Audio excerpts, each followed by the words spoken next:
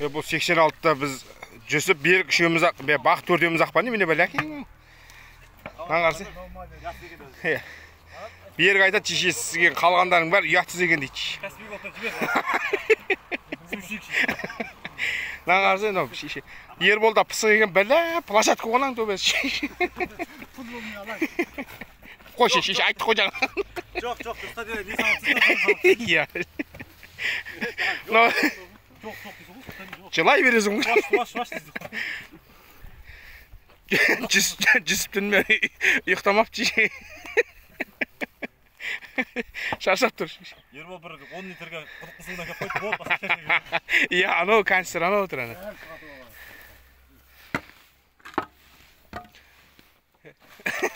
Тамақ қашан тамақ?